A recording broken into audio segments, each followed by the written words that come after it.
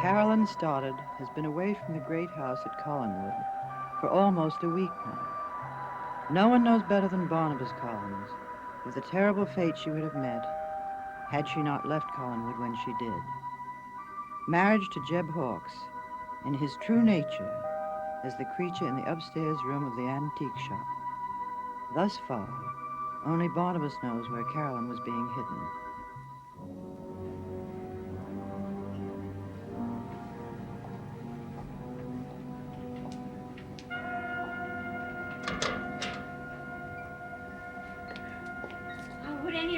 Either of you like anything before I let the servants go back to the mainland? It's the night off.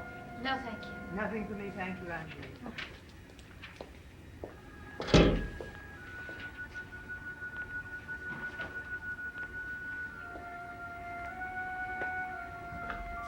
What's the matter, darling? Nothing. You haven't said a word for over an hour. Mother, when are we going back to Collinwood? When I feel you are fully recovered. Recovered from what? You make it sound as if I had some sort of disease. Carol, you gave us a terrible scare. You can't deny you needed this rest. No, I can't. But now I am rested. I feel as healthy as I've ever felt. Well, then we won't have to stay much longer. Why are you staring at me? Once or twice I've had the feeling that we came here because you wanted to get away from Collinwood. Whatever gave you that impression? I don't know. It seems to me you've changed lately. You don't smile as much as you used to, and something about your eyes is different. I don't know what it is. It's your imagination. Certainly my concern for you hasn't changed.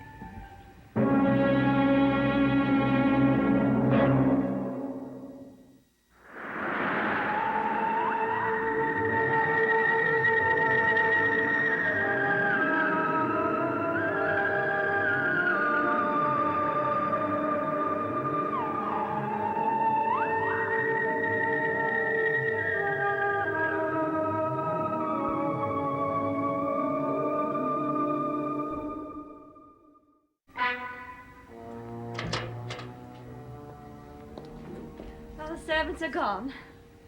We're all alone together until my husband returns.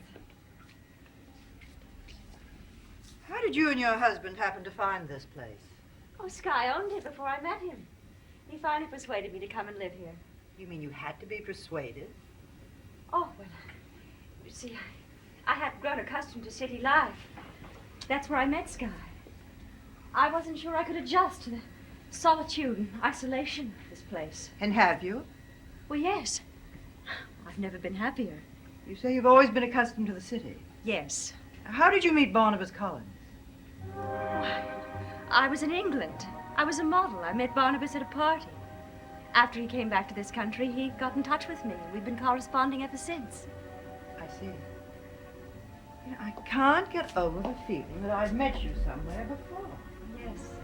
Yes, you mentioned that earlier. But I'm sure it's just someone who reminds you of me. Excuse me. Hello. Hello, darling. Sky. Well, where are you? I'm at that little airport near Logansport. I want you to come and pick me up. Why? Something happened? Nothing except that I'm stuck. I placed 3 calls on a big deal, and they're all calling back here. Oh, can't you change the calls here? No, I might miss them altogether. And by the time I finish talking to them, I won't be able to get a ride home. All right. All right, darling. I'll be there as soon as I can. Bye. I'm terribly sorry. I'm afraid my husband is a bit impulsive. He wants you to pick him up, I gather. Yes, I have to go all the way to the Logansport airport. He's got some important phone calls he has to wait for there. It'll be several hours before I can get back. Don't worry about us. We'll be fine. Oh, you're very understanding. But I'm sure you know where everything is. Just make yourselves at home.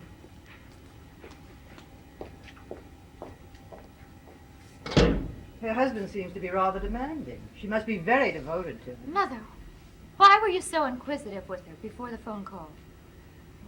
I didn't mean to be. Hello? I'd like to speak to Elizabeth Stoddard, please. Oh, this is she speaking. Mrs. Stoddard, my name is Jeb Hawkes. We've never met, but You know who I am, don't you? Yes, of course. It is very important that you return to Collinwood immediately, alone. I'm afraid that isn't possible. Something urgent has come up. Barnabas and I decided we need you here. Yes, he asked me to call you. I'm afraid there's no time for explanations. You will not tell anyone there that Mrs. Johnson called. Do you understand? Yes, I understand, Mrs. Johnson. Good. How soon can you leave? What about a half an hour? Good. You'll receive further instructions when you get to Collinwood. Thank you. I'll be there, Mrs. Johnson. Is something wrong? No. What did Mrs. Johnson want? Oh, Mrs. Johnson called to remind me of something I completely forgot about. What? Oh, some company papers that have to be signed by 9 o'clock tomorrow morning. I'm afraid I'll have to go back and attend to it.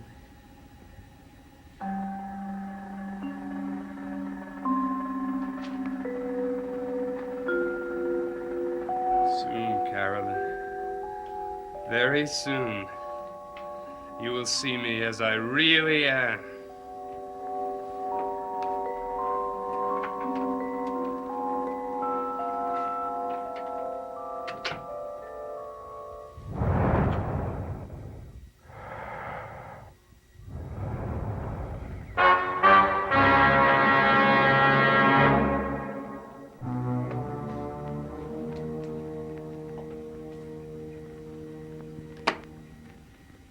I'll get back as soon as I can. I wish I were going with you. So do I. We've accepted Angelique's hospitality. Now that she's gone, we can't just leave without an explanation. You understand, don't you, dear? Yes, of course I do. Angelique will only be gone an hour or so. You won't be alone for long. Don't worry about me. I'll be fine. I'll call when I get back to Collinwood just to be sure.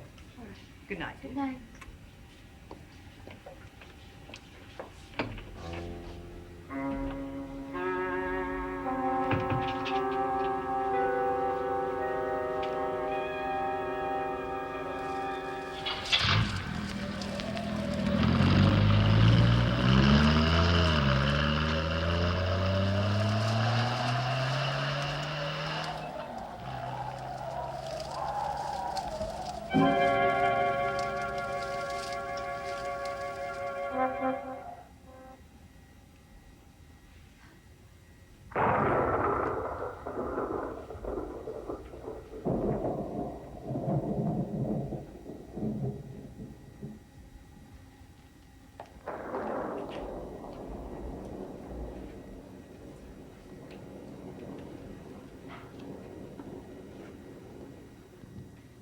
Jeb Hawks.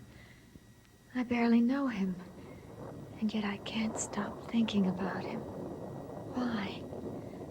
Why? What happened to me in the antique shop that night? Why did I faint? I don't understand any of it. Or maybe I'm afraid to.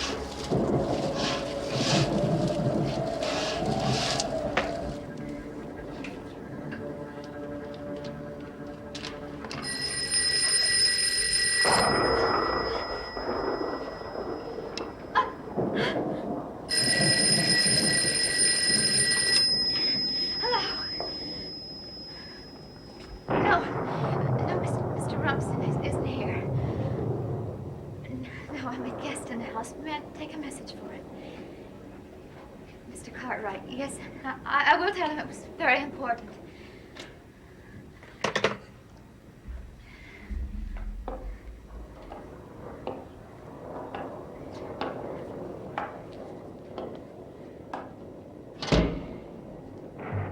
Hello.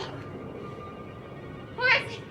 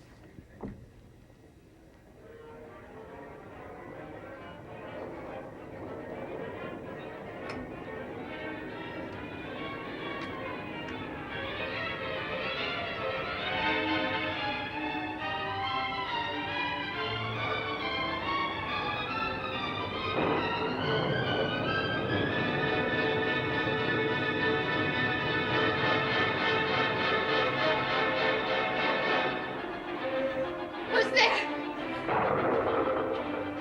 Please answer me. Who's there?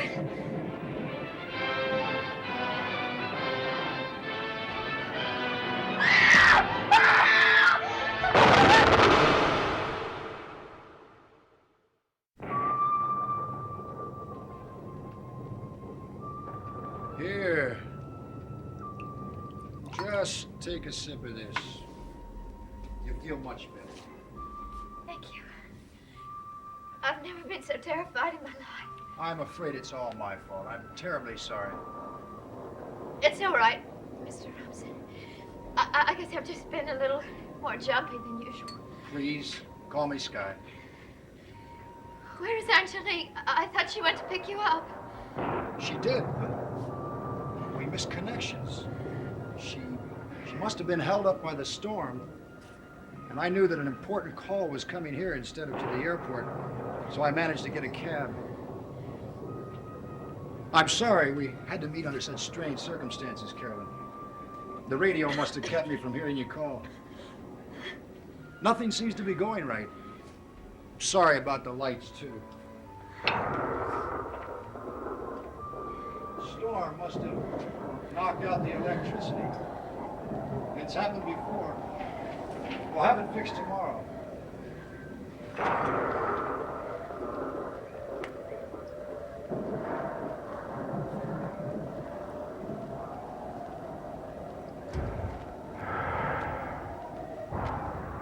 Oh, my goodness. You mentioned an important telephone call, and I almost forgot. You did receive one a little earlier. Mr. Cartwright. Oh, I'm glad you remembered. It is. I'd better get back to him just as soon as possible. I'll just step into the next room to place the call. Will you be all right? Yes. Yes, as long as I know you're nearby. I'll be fine. I'll be back in 1 minute.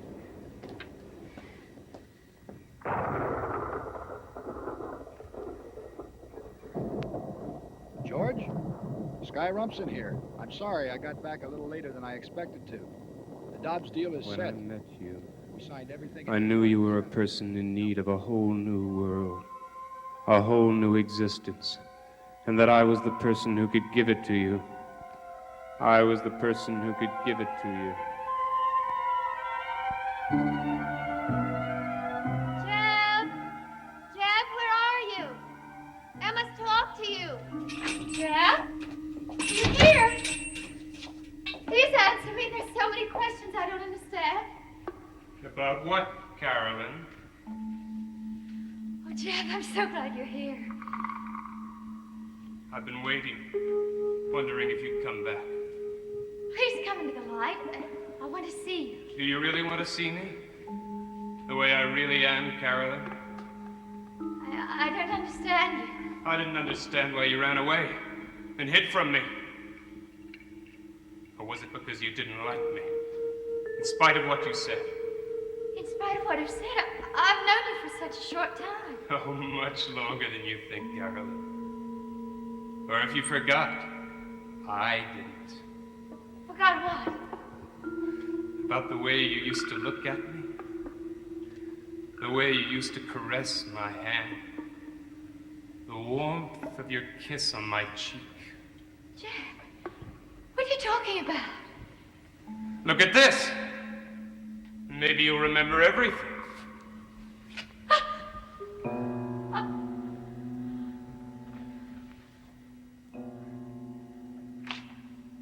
Do you remember me when I was Joseph? What a cute, sweet little baby I was. Or maybe you remember me better as Alexander. Sweet little Alexander. Remember the way I used to try to scare you? With this? Or maybe you like me best as Michael. When I was Michael, I think I began to realize how much I really wanted you. And I couldn't wait to grow up and become Jeb. You can understand that, can't you? I can't believe that you and Michael and Alexander and the baby were all the same person. That isn't possible. It's true, Carolyn. It's all true. And somehow I knew you'd come back. And now that you have, you're going to be mine. All mine. Come to me.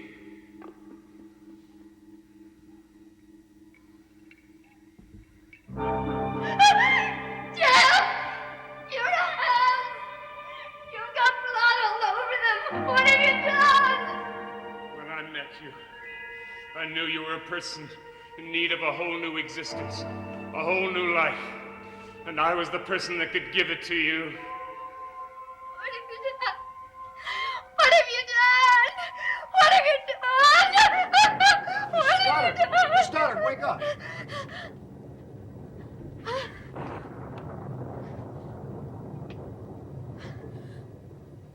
Mr. Rumsen, I fell asleep. And I had the most frightening dream. Oh, I guess you did. Let me take you upstairs to your room. You've been through quite enough for one night.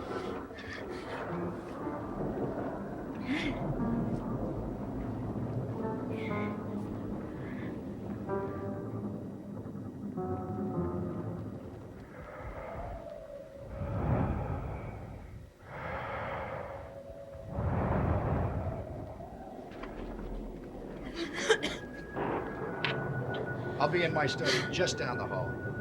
If you need anything, call me. Thank you very much, Mr. Rumsen. You've been very kind. Good night. Good night.